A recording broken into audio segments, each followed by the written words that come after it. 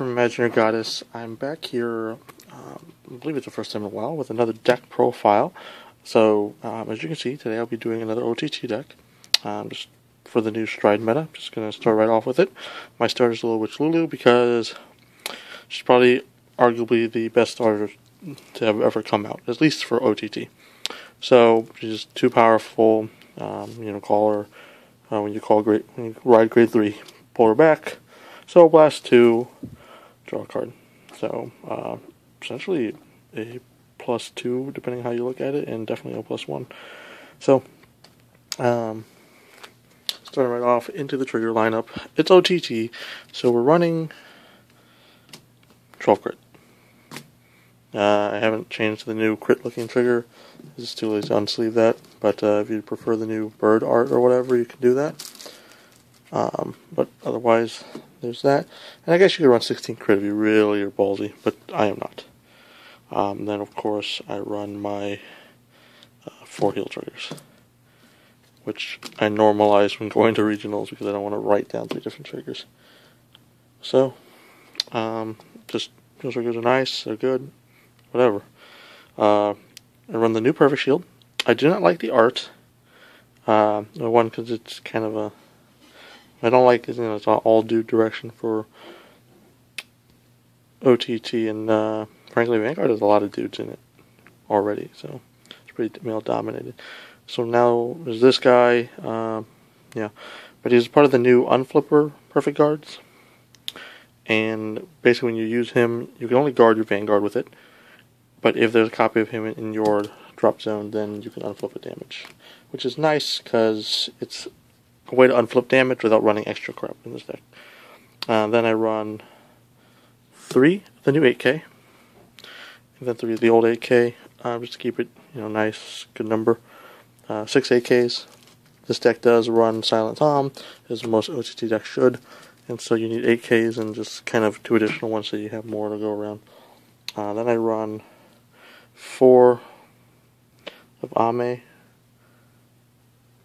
No Murakuma. So he's the grade 1 that basically you can toss him in your hand and it'll pay the cost for Stride just by himself. So he's like a grade 3 in hand. And of course, you can play him and discard a grade 3 and search for Susanoo if you really want to filter out grade 3s in the deck. Generally, you want to keep him in hand so you can Stride more. Then onto grade 2s, I run 3 Metal Sister Tarts.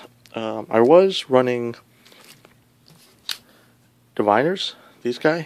But really this deck is Counterblast heavy. You're not going to have really the extra Counterblast to use. I think in all of my play testing I used his ability once.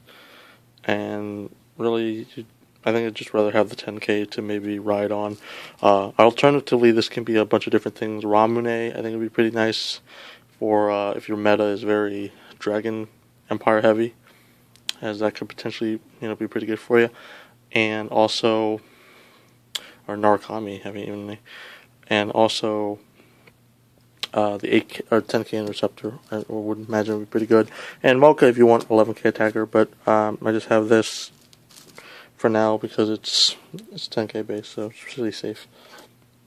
Then I run 4 of the new 12k attackers. This is if your generation break 1, swings for 12k on Vanguard. So pretty nice 9k base, and I like these new generation break 12ks because it lets decks that didn't have 12ks, or just like whatever deck, or for this example, CoCo, just run 12k attackers, which is one of the weaknesses it had before. You had to run Mochas and you had way too many 8ks. Then I run 4 Silent Toms, of course. There's a reason I think this went up to like $20 or something right now, so it's a very high cost, but it wins games. It's it's really nice, and with the new 8Ks, it's easier for it to swing 16 than what you need it to. So moving into my grade 3s, I run 4 Scarlet Witch CoCos. I'm not sure I would call it my ideal turn 3 ride, but it is a nice plus. You ride it, and you can ride it again the turn after. So it's really nice, but it also is the same as the grade 4. and it gives you plus 2 extra cards. So run her. Sucks is that it's 10k, but really most of the turn, except for the initial turn 3, if you're going first, I believe most of the turns are going to be striding anyway. So it's not really going to matter as much except for defending. So then I run 4 Susanoos.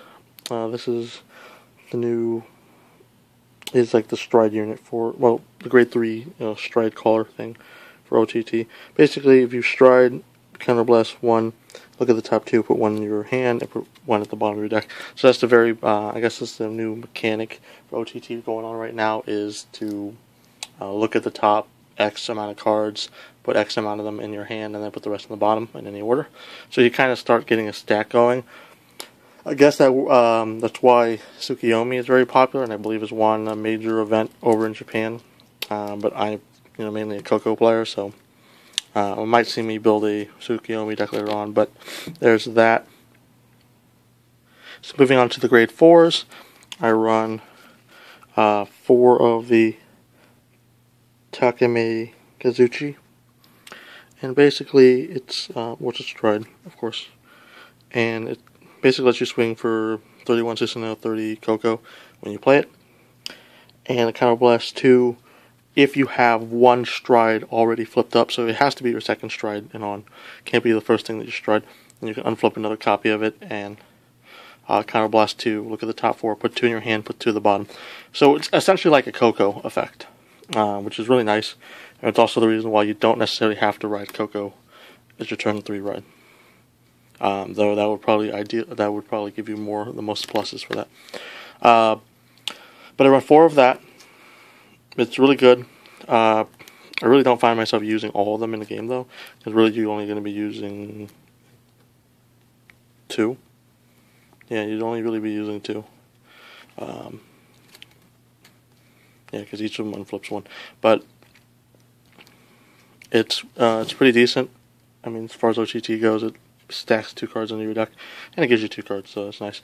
Then I run 2 Kyurdens.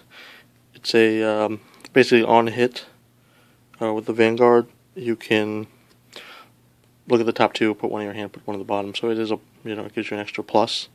And this is the first thing that you're going to be striding, because it prepares the way for this, but also it gives you a chance of getting a card. And most of the time, people are going to take the first stride hit because it's a lot of you'd be throwing a lot of guard for, and you're probably at low damage. And then I run 2 Atmos. This is mainly to try to end games with. I recommend Atmos in a lot of builds, mainly because if you don't have a lot of grade 4s that can end games, this lets you swing 40 CoCo, 41 Susanoo. So with the counterblast, of course, and just try to push the game to ending, because when you have a 41 triple drive and then 2 Tom columns, it's very hard for people to guard that. So yeah, there's that. So all in all, I do like the new Soulless variant. It's pretty decent. I feel like it depends a lot on Toms though, just from my testing. But you do get a lot of hand advantage, and probably because of OTC does not have any. Well, you really wouldn't run a Legion in this deck. I think it has two Battle Sister Legions. You won't really run Legion in this deck, and so you don't have things to reshuffle back in Toms should you lose them. So you really got to play smart with your Toms and with your cards in general, because any cards that you toss in the graveyard, you're not going to be able to get back. And I feel like that's a weakness, because in a lot of other decks you do have the Legion ability, so you can get, not necessarily that you would get the card again, but you have the chance to get the card back again. So overall, pretty fun. I think it's really competitive. Of course, Dodex, the big gorilla in the room, so I believe it has a fairly alright matchup with Dodex, but Dodex is just a very hard deck to beat at this time. So, it's been Asher Magic, guys. Thanks for watching, and I will see you guys next time.